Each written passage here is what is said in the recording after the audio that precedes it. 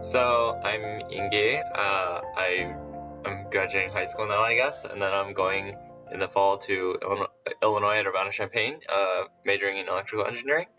I did violin for last, I don't know, 12-ish years, I guess. Yeah, something like that.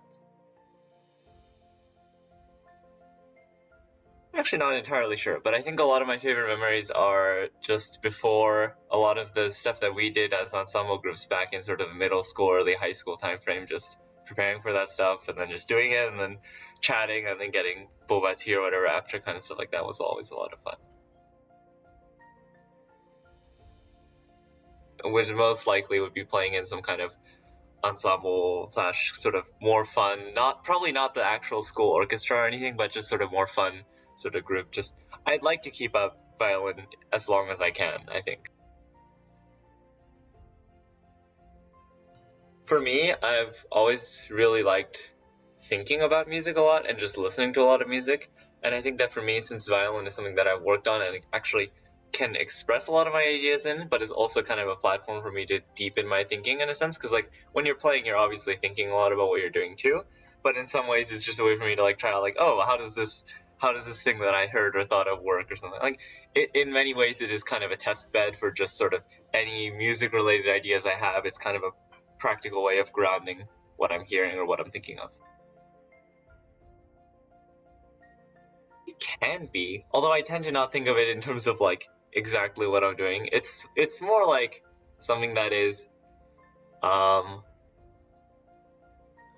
it's interesting to think about as kind of an intellectual exercise, but not really in the way where I'm testing necessarily the limits or anything like that, but just sort of taking a look at what this thing that has been around for so long is kind of capable of doing, I guess. More like, I don't think that I am affecting the instrument. It is kind of like I am framing whatever is going on in here through the context of this instrument that's existed for some 600, 700 years, right? And I think that's kind of cool.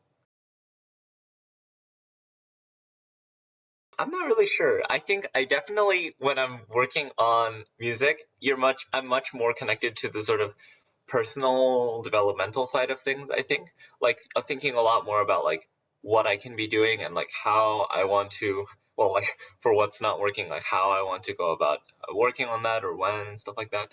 There's a lot more thinking of like things within the context of myself, which I think is a really valuable skill.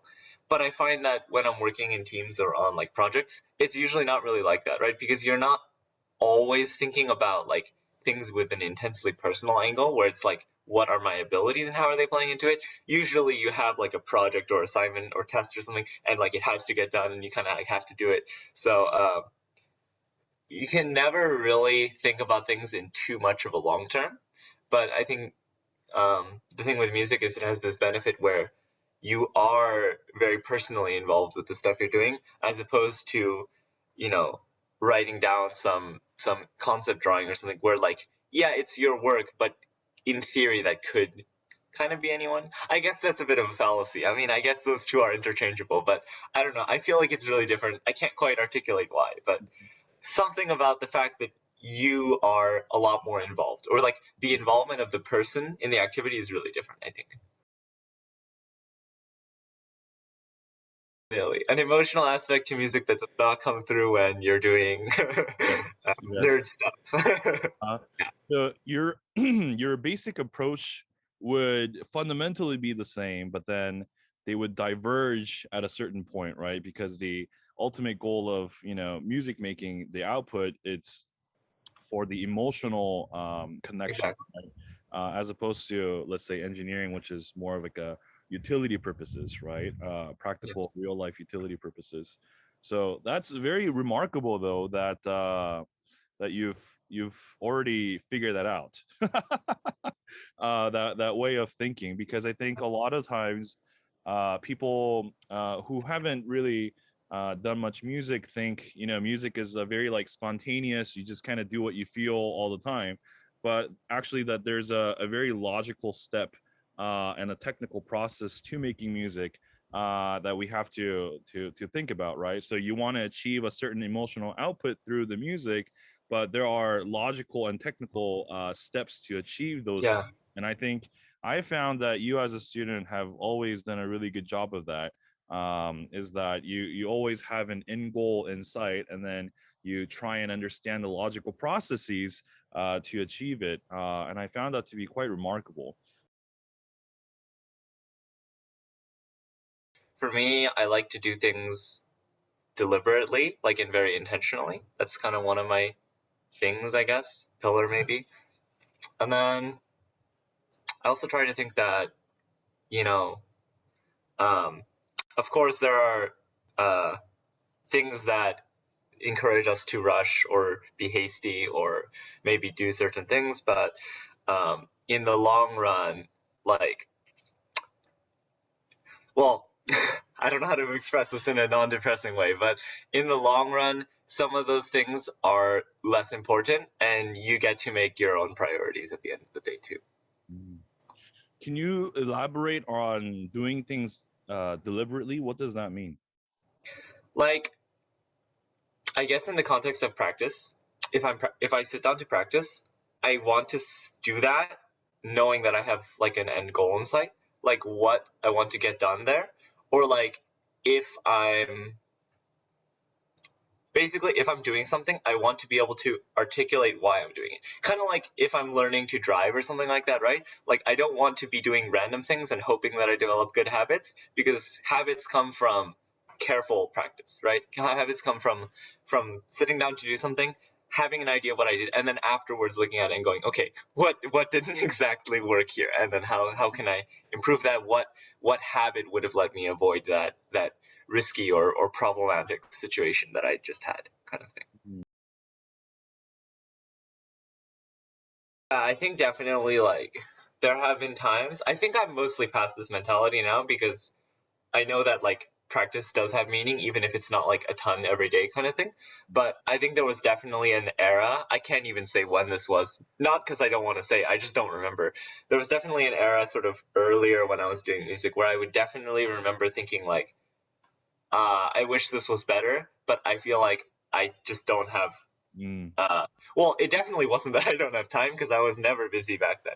But I just feel like I don't, for some, I don't feel like I'm capable of producing the work necessary to begin improving on this in the way that I like care about, which I recognize now is a fallacious thought. Mm. But I mean, it felt like that, right? Like it felt like Mm. I couldn't put in the required like activation threshold of goodness in order to like begin improving.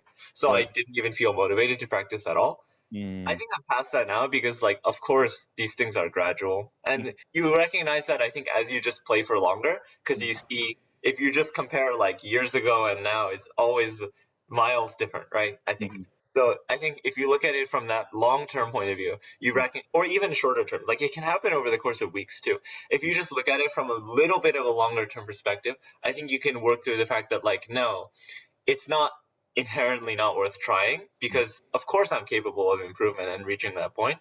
It just the first few and maybe more than a few practices might be really frustrating, but you'll definitely make progress, I think is Mm. the thing I would probably tell myself from the past. Mm. I'm actually not entirely sure. I mean, of course this is a question I've reckoned with a lot given that I did college applications last year and whatever and stuff. I'm still not sure. Mhm. I'm definitely doing something more um, electronics power system related, I Mhm. think. Engineering Um, related. Mhm. yeah, something in that area probably. But and then as far as beyond that, I'm actually not entirely sure. I really don't have that much of my life planned out, I guess. Yeah. Maybe I should think more about these things. But for now, I'm mostly focused on what faces me right now, and that's like I have all these registration prerequisites, have to gather all the documents and stuff right now. And yeah, get ready to start college, I guess, is what's on my mind right now. Uh-huh. Feeling like there's a little more impact to what I'm doing, I guess. Because I think part of the thing with high school is the class can actually be pretty challenging. Like it can be a lot of work to study and remember stuff. Um, but often I found myself making the choice to consciously just not study or do stuff sometimes because it just didn't feel like it was towards anything super meaningful. But if the classes that I have are a lot more related to like what I, not just what I enjoy doing, but if the classes I'm doing have a much more obvious impact than like my European history class in high school or something like that, right? Like, of course, it is a subject of intellectual interest and I actually enjoyed it, but I would definitely make decisions to just like, yeah, I'll do the reading later or something like that kind of thing. But I think that it's mostly because it didn't really feel like the high school classes are that it's not like I felt like I had lost anything when I didn't do the work. And I think that for me, once I figured that out, especially around like quarantine era where I would make a lot more decisions to like, I don't want to do this kind of thing. And then realizing that it didn't elicit like a remarkably negative response in me kind of made me really question, I guess, how much I was actually enjoying high school in relation to the activities and music and stuff that I was doing as well, which I felt like I was getting a lot more out of. And so I feel like maybe that's an overly pessimistic way of looking at it, but I feel like having classes where I definitely can envision a lot of benefits and the outcomes of like the class that I'm doing, rather than it being like some arbitrary standard in a high school setting. I think that's one thing that I'm looking forward to. And to the point where a larger fraction, at least, of the classes and stuff I'm doing can be by my own choice and towards a goal that I'm motivated to work towards, I guess. Maybe. I think I recognized the idea of purpose in action a lot after I was just doing the actions. So, like, for me, when it came to music, I was just going through the motions way before I began, like, thinking about it a little more. Same, I think, for school, where it's like I would definitely just do all the school stuff and do fine. And I was lucky enough to do fine even when I was being lazy in school. Oops. But I would just go through the motions of school, and that turned out fine. But then I think at a certain point, I started looking at high school with a bit of a cynical perspective, because I could not see a very motivating purpose behind certain things that I was being made to do. I will not elaborate. Okay, so it's along the lines of busy work, right? Yeah. I was applying. Let's see. I kind of started. Okay, so maybe I'm weird, but I didn't really think about where I wanted to go until like very late, I think, for most people. I definitely didn't have any idea where I wanted to go in 8th, 9th, 10th, 11th grade even, right? I sort of started looking at where I want to apply in summer after 11th grade, so just before I was entering my senior year of high school. And my search criteria at first was mostly just programs I'd heard of or that I saw were high ranking or something like that. So I just had a list of like 20 or whatever or something like that. I didn't apply to all 20 whatever, but I had that list set up. Let's see, where did I go from there? It took a long time for me to also, I think, understand exactly what each of those places represented. I think the thing that surprised me the most when I actually ended up visiting colleges a lot later was just how different all of them feels. And I think the hardest thing is that when you're an applicant at first and you haven't visited them, it can just feel like a slew of numbers with no like character behind any of it, I guess. Like it doesn't make sense what differentiates A from college B. It all seems like numbers, right? Yeah. It gets really frustrating. You just see like some numbers of like how many students and then like what SAT score you need to get in or whatever kind of thing. Like it's a little frustrating and kind of depressing to look at from that perspective. But so I guess I don't know how viable this is, because obviously I was applying in a little bit of a weird time, but I think that if you have an idea of what program you want to do, which I think applies to a fair portion of people, it's probably worth visiting those places or trying to visit places like that to see like sort of how it works for you. So like I don't know. Yeah, I think that's part of it. Because for me, this year I think had much lower sort of acceptance yields for a lot of schools, which I think is fine. I'm okay with that. Yeah. There's a pandemic related reasons and some cultural Yeah, it's unclear if this is going to be a permanent trend, but I think a lot of people experientially didn't quite get exactly what they were expecting this year. Yeah. So for me, I was lucky enough to still have a couple or like a few options. And so those were the only places I took a look at, the places that I got in. And then sort of from those, I picked out Illinois because I really liked the campus, the culture, and it has a super, super strong like program in the field I'm interested in, right? So for me, it was not an easy choice. I had to sit down a lot, and so I was looking at, well, I won't say the names of the other schools, but basically I was looking at sort of two larger public schools with pretty established engineering programs, and a private school that's also known for engineering, but a lot more of the sort of project-based kind of thing, like sort of co-op work experience type schools. Hands-on learning. Yeah, one of those kinds of places. And so I had to weigh a lot how much I cared about like traditional, brick and mortar college experience type thing. So yeah, I understand that not everyone is um, maybe as sure that engineering is something they want to do. Mm. I know that engineering programs are really scary because the acceptance rates are all crazy low. I think that a good way of thinking about it, and I mean, I suspect since we're in the Bay Area, a good portion of people that are your students might be interested in applying to engineering. Actually, yeah, I know. Think you probably hear this a lot, but I think that a healthy way of looking at it is that, like, you know, you're flipping a lot of coins, right? Or maybe it's the dice or something, and you're hoping that you get some lucky results, basically. Hmm. So it can be hard to not be too demotivated by getting back all the "we're sorry, but we couldn't find space for you this year." Mm. I don't know. One thing that I did, this is super random. One thing that I did is I usually checked decisions on my phone so that if I get a rejection, it doesn't feel as like you know huge or anything Oh, like that really? because it's on my phone, not my computer, so it's like small. I can just if I don't like it, just throw it away. Oh, Not okay. throw I my phone, see. but like, yeah, I would check stuff on there because there are some days, right, like April 1st, kind of, or like wait, April 1st or like March 30th, one of those days or something like that. Like a bunch of schools will come out probably if you're applying to like 10-ish places plus UCs, right? Which I think is pretty common for here. If you're like a bunch of them will come out on like one day, and if you just get like a tear of rejections or something, like it can be really not Yeah, great. I'm sure. Yeah. Wow.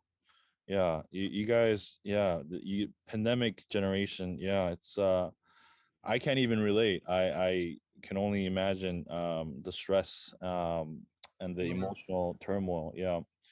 But yeah, good for you for getting through it. And still, remaining relatively positive and Well, uh, optimistic. of course, there are some things that I wished happened, but it doesn't always go exactly then. I think the biggest thing for me when it came to college is recognizing that, you know, thinking about just how much information they're actually getting about me. Now, this might be different if you're submitting like an arts profile because it can feel a lot more like yourself. But Mm. for me, when I'm just writing a couple essays about myself and submitting some test scores and classes and stuff like that, like I know that that's just an indicator of, and it's not even like a perfect indicator of where I'm at right now, right? Like it doesn't actually reflect anything about me in the long term that I didn't get into MIT or whatever kind of thing like that. Like it's not a reflection of personal value. It's just like Absolutely. a random decision made on the basis of what I submitted. So it's whatever. I think I want to share something, but I want to say it in a way that does not encourage or sort of support a toxic view of music. Oh Um, no. no, Okay. because I think for one thing for me is that for a long time Mm. I felt like I was very behind, I guess, in music, right? Uh, Behind. yeah, I know that In what sense? I know that when I started studying music under you, I had developed a lot of bad habits by that point. Um, and sort of I think a lot of when I was doing sort of orchestra stuff in middle and high school, I think I felt like I had somehow lost something. And of course this is a silly idea, but I'll express it in case this resonates with anyone. Yeah, uh, yeah, please. I felt like by not being near the upper echelon of my orchestra that I was somehow not um, suitable or something like that I was somehow not a good enough sort of player to call myself a musician or something like that. Um, Mhm. and I don't know. I think the main way that I really got through music and got through those sorts of feelings of inadequacy, and this is kind of what happened to me in an academic sense too, was just being involved in group stuff can mean a lot, right? Having a social application, even if there's sometimes a feeling that you're maybe not like the imposter syndrome kind of feeling that you're not as good as other people in your group, you'll find that you have a lot more in common with other people who are feeling motivated to do these activities, same activities as you. And even if it takes a lot more work, and I think it's harder to work through feeling like you need to be perfect because that is its own separate beast to handle. Um, But I think other than working through that idea, I think just doing stuff with other people, having social application to math or music or whatever it is that you're spending a lot of your time on and feeling a little small about, it really does mean a lot. So I would encourage to reach out or look for group opportunities like James might be doing in the future with ensemble type stuff. It really can be surprisingly motivating, or not, if not motivating, just be like an outlet that you can use as a resource for yourself, because it's a great resource because you can look back at it and you can like see how, you know, you are kind of choosing your own path forward. I don't know how to phrase this. You can look at it and see really how you are in control a lot, even if you won't be doing things perfectly. You kind of have to face that's one of the side effects of being human, is that you won't do everything perfectly.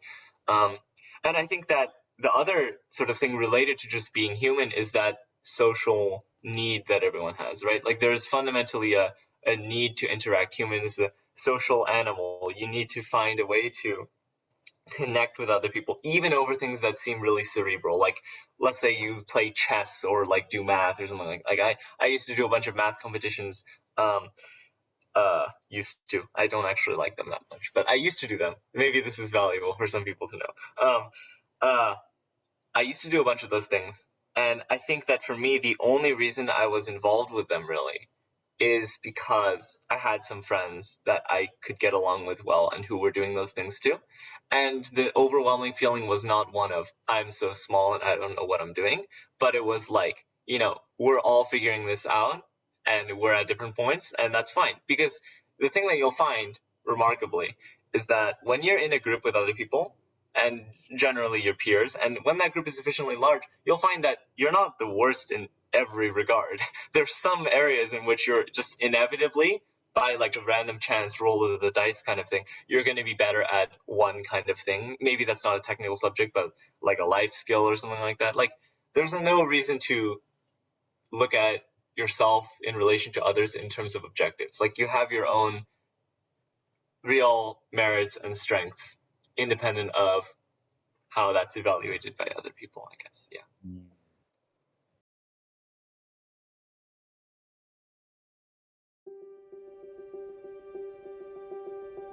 Hi, I'm Audrey. I'm from Union City, Bay Area. Um, I went to school at James Logan High School, and I'm going to UC Berkeley, and I will be majoring in nutritional science. And yeah, All right. So nutritional science. Why nutritional science? um, honestly, I was just like looking down the menu of majors, and I was like, oh, this looks kind of fun. There was like no plan whatsoever. I just clicked like random majors for a lot of my schools. So you're basically undecided. Yeah, basically. Okay. I have no idea. I was considering the medical school, but it is a lot of years, so I'm still thinking about that. But yeah, definitely want to keep it in my life. But I was, cause like to get a job in college, I think teaching is like a really good option to have. I think I might like want to try that because I have a lot of friends who teach. Also, it's like better money than minimum wage. Teaching music. Yeah, and it sounds fun. And plus, I had fun with the Melody Connects mentoring too. Not in your lessons, but in the lessons when I was younger, yeah. I think I did in practice or something. Uh-huh. Or like I wasn't getting this part right, and I had to like play it over and over again. Uh-huh. And she was like, "No, that's not right." Except each time it like got a little more aggressive. I was like, I was like holding in tears. From a fellow teacher's perspective, because I too grew up that way, although I never cried in my lessons. Uh, Maybe it's just my character and the way I am. But yeah, most of my teachers were super aggressive and harsh, and one even told me that I was stupid and that I needed Wow. to see a psychiatrist. Oh my god. What? Yeah, I had teachers tell me that I needed to seek a psychiatrist. I've had teachers that have thrown things at me. I've had teachers who've, like ripped up music, knocked over music stands, Oh kicked me out my of the lesson god. early. Did they Even have anger issues? what's that? Did they have like anger issues? I mean, I suppose you can see it that way in modern terms, but that's basically how it was back then. It was just kind of a generally accepted culture, at least in music. Um, yeah, and so yeah, I still remember vividly my last teacher before I went to music school. Um, and she's a big time teacher in Bay Area, California, and actually in the States. And she told me basically, she said, "Don't put my name on your application or your resume because you're embarrassing me." No. That's so sad. Yeah, and so that's what she said. And so I mean, of course, in the end, of course, she wrote me recommendations and things like that, but throughout the preparation, yeah, she would say things like exactly that. It's like, don't put my name on any of your resumes because you'll just embarrass me. And Oh my yeah, that gosh. was the way we were taught back then. But I don't know. For me, like I never really cried. Again, because I just took that as like, oh, they want me to work harder. And in the end, I still have really good relationships with all my teachers, and they would always tell me, oh, like tough love, honey, tough love. And so yeah, I recognize that they were doing that, on my behalf, right? Mhm. And so that was the culture then. And of course, a lot of my friends cried, and they were like miserable emotionally. But yeah, I really never took it to heart, and I kind of like smiled when they yell at me.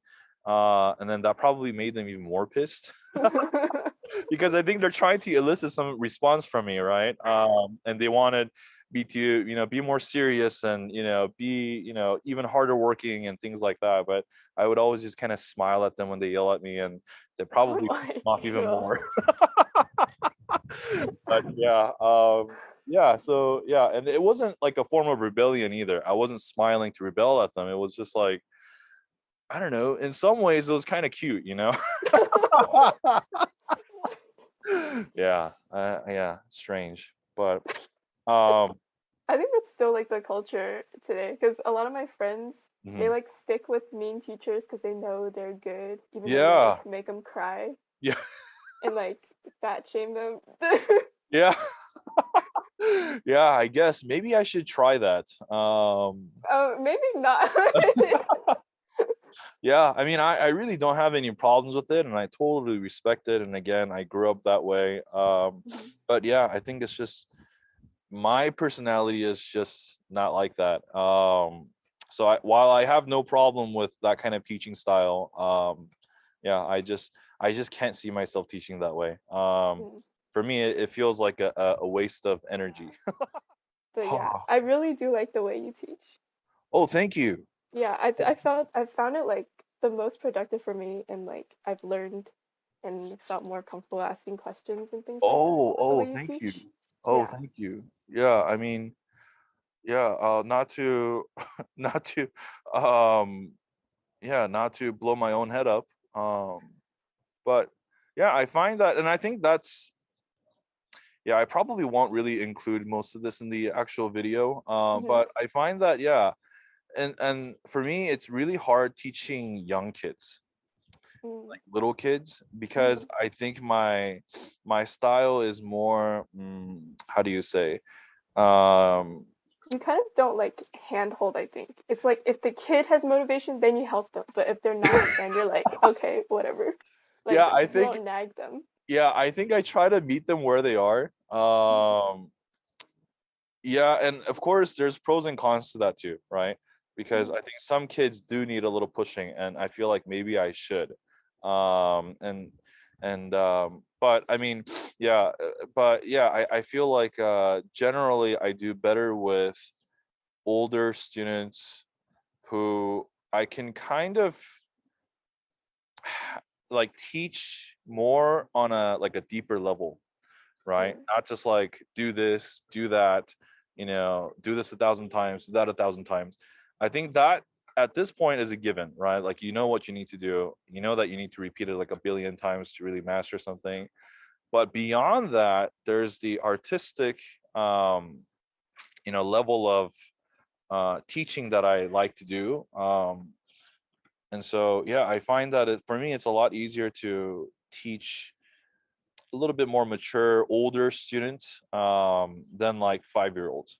Of course, I'll do it because I think that's also very important. But yeah, I really do enjoy having these very artistic, deep level conversations that produce musical outputs, right? I think it started off kind of just for fun, and I was just like, I practiced consistently, but it wasn't like I was striving for something in particular. And then in the beginning of high school, I guess you could say a failure started there because I did not time manage. And so I pretty much stopped violin for like half a year or so.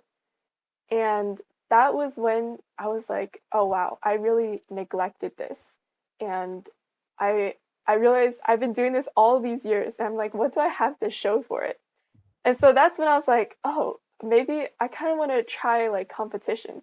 And right around then, I joined your studio, and then we kind of like did a whole rush of competitions in like a year. So those were where my main achievements came from. I tried the American Prodigy, Bama, and a bunch of the other competitions that your students usually do. And I guess those were my main achievements. And then winning second place in American Prodigy and being invited to Carnegie Hall. I think that's like the main thing for me. And so yeah, that's pretty much my journey. Oh, and then after that, I did uh, two live performances. I did one concerto with the Castro Valley Symphony, and one for this scholarship foundation to help raise funds for scholarship money for my district. And so I did those two performances in the last year, and that's how my violin journey ended. Wow, remarkable. Your violin journey ended at the age of 18 or 17. Or no, not no, not okay. I guess my childhood Uh-huh. violin journey ended. Uh-huh. I'm still gonna do things, but I think that was Yeah. like the main Mhm. rush of it so far. Wow, yeah. So you've really achieved a lot um in a kind of rush of things, huh?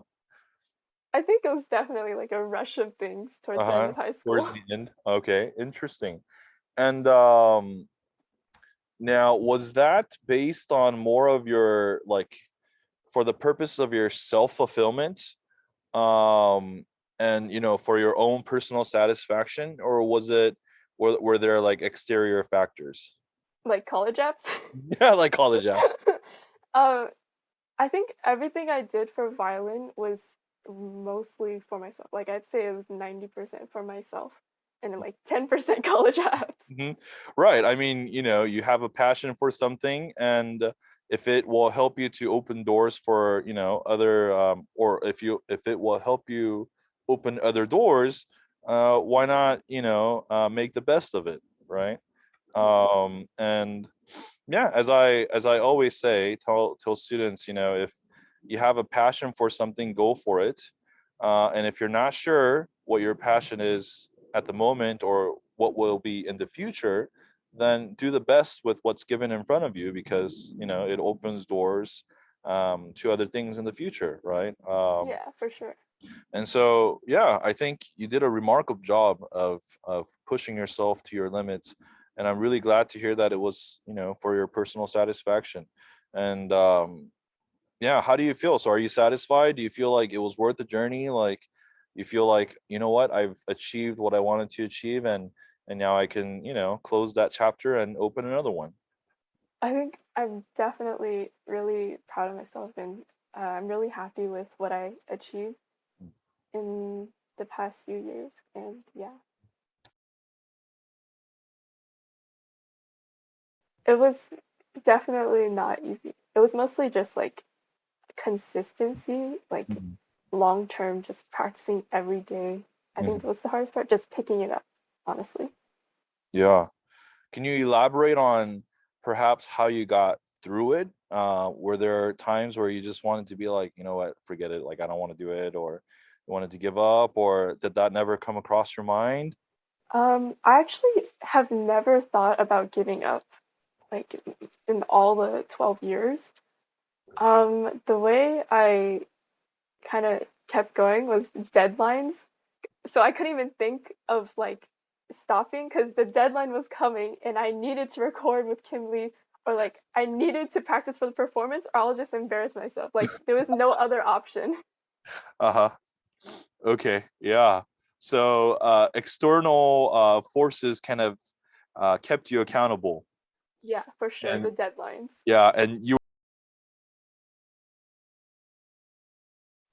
I don't think anything negative came of music, but I think the main thing I'm taking away from music is like discipline Mm, and like the way of working. Cause to practice music is so detail oriented, and it's like you really have to think every part of it through mm. and really work towards that goal long term. So it's really just the way of working and discipline is what I think I got from music.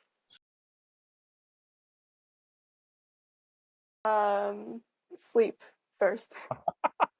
Sleep first, act Sleep. later.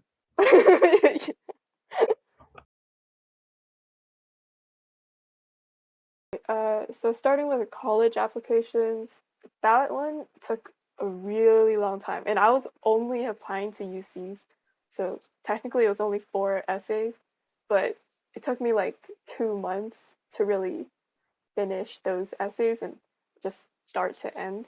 Hmm. And then um, from there, I guess honestly, the one thing I would say is just follow what you think is interesting. Just follow a passion, no matter what it is, like say starting a small business or whatever, just anything. Just follow what you think is interesting, not what other people think you should do, like joining a bunch of clubs or like killing yourself with APs. And then I mean still do those things, but like not don't make it like the main bulk of what you are. Mm, And then so between Berkeley and UCSD, so I chose Berkeley in the end because it's the most convenient. It's like 1 hour away, mm. and also I guess I okay. So I did randomly choose the majors, and in the end, I realized I liked the major at Berkeley better than the major I chose at UCSD, which was linguistics. Oh. Yeah, and then yeah, I think. Oh, and because my friends were all going to Berkeley, and Mhm, I thought it would be like a better transition to mhm. go there instead of SD. But you were also interested in linguistics at one point, right? I mean, you were in speech and debate, and you were kind of into it for a while, right? I was really into, and actually, okay, I was pretty interested in both majors, but I think in the end, I felt like I could do more, Mm, and I think it'll be easier to apply into medical school mm, with nutritional science if I mm. pursue that route. I see. I see. Yeah, that'll probably overlap with your pre-med requirements somewhat. Yeah. Yeah. Interesting.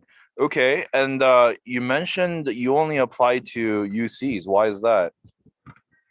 That's Because also a big risk, right? That's a big risk you took there.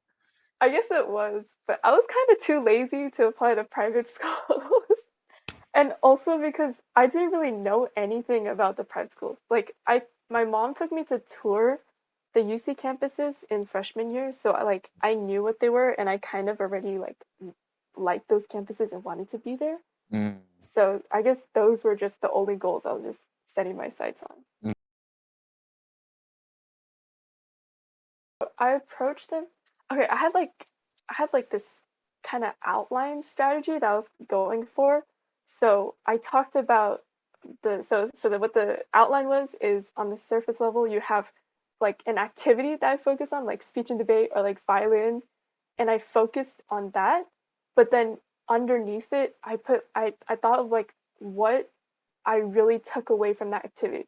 So I had an activity, but I also had like a second layer of like a deeper meaning of what it meant to me Mhm. and what I took away from it. And so for one of them, I wrote about, oh, I almost forgot. Oh, Violin. so yeah, it was violin. So I had two violin essays technically. So Wow, one you of wrote them, 2 essays on violin. it was kind of like one of them was like kind of overlapped with speech and debate. Uh-huh. So for speech and debate Mhm. slash violin, this was a creative prompt essay. So it was like what um how do you express your creativity or something like that. Mm. And I wrote about my first speech and debate competition Mhm. with this new event that I was doing. And I wrote about how I thought about musical concepts as I was saying my speech to try and make my like tone more interesting and not just like monotone. Ah. Yeah, So I remember talking about inflection in music with you at one point, and yeah, just like that. you understood that really well because of, I think, your involvement in speech and debate. Um, so wow, so using your voice as an instrument in speaking, Yeah, how you're delivering that process, mhm. um, and I guess comparing that to violin performance, huh? Yeah, kind of like that. And I was like, Wow. because I've like performed in violin, I was like comfortable on the stage as well. And I was like thinking about the rhythm of my words, like speed up, slow down Wow. in some places, things like that. Uh-huh. Accents, dynamics. Yeah, yeah, exactly. Wow. That's amazing. Yeah, that one took me a while to come up with. How did you come up with that? Well, I actually do it. I Oh yeah. actually did do it. Oh, you did do it. But Yeah, yeah, yeah. I Oh, kind of okay. just had to like figure out what exactly I was doing and then like put it into words. Uh-huh. And Thank what you. about the violin essay? Then what did you write about in the violin essay? That one was a little more practical. It was really just my journey Mm. in violin, kind of just start to end, kind of like what I said earlier, just start Mm. to end. Mm. Um, I forgot my underlying deeper concept that I took away from. Oh, I think it was like learning to do things long term or something like that. It was a lot Ah. more practical than the Mhm. creative one. Like commitment, Yeah. long-term journey, that kind One, start early for sure. Start super early. Like start in the summer, like beginning of summer. of. And you don't like honestly just keep writing. Like if it starts off kind of like crappy, it's okay. Just keep writing. Like just write something. It's gonna feel like kind of cringy at first, but like just keep writing. And Oh. then number two, it's not so much about like the activity itself. Like don't just be bragging, Mm. but kind of think more about what you took away from the activity instead of what you did, if Mm. that makes sense. Like Mm. what did you learn from it? What how did it change you type of thing. Mm. Exactly. Mm. Really, really reflect on Mm. your life. That I think I would say. Reflect. Oh my Yeah, gosh. reflect and like how it changed you and like yeah. Yeah, that's such an important skill set actually to be able to reflect. Yeah. Okay. Yeah, I think people focus too much on like what they did, and Mm. they're like, "Oh, be impressed by what I did." Yeah. I wish I joined your studio earlier, because it really was God. like it brought a lot of fun back into violin for me. I think, Really? especially because there's like a community, and also because it was like I think it was more fun learning Oh. without being too stressed out about if I like annoy you. Uh-huh. Some parents might look at that and go, "Oh, they must be so relaxed." Oh my gosh. Hmm. Oh gosh, now No, I'm but blushing. also because you like know a lot about competitions and like the also like the performance aspect, like what you were saying before, how you really like talking about the artistry and like the deeper interpretation of music and things. And that was like, I haven't had a teacher teach me things like that before and really think about that. So that was like a lot of fun to explore the music in that type of light. Oh, Okay, oh, that's probably not exactly good advice for kids like still in school, but I wish I placed less importance on like homework and stuff and kind of just if if it makes sense, like kind of okay, I know that it's important, but don't be like, oh, this is my whole life. Like I'm gonna die if I get a B, like things like that. And I wish I kind of just like kind of didn't make that the bulk of what I focused on during school. mm-hmm. So what would you have liked to have done instead? I wish that like okay, I still place importance on it, but also kind of place more importance on my own health, like sleep and making sure that like I'm more okay Mm, instead of just making sure that homework's good before I'm like okay. mm. So you feel like you sacrificed a lot of yourself um, for homework. Or just school and things like that. Like I had Mm, some exams.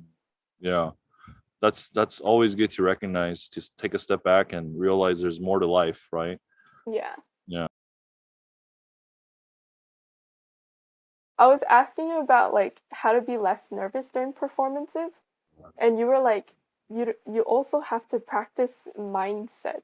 Like you on top of knowing the music and like technique and all that, you also have to practice mindset during your practice session. Like practice being nervous, practice feeling like everyone's watching you. And that was like kind of game changing for me.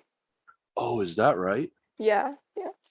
Oh, how did it impact you? How did it make things different for you? Because I realized when I was practicing, I like zone out a little bit.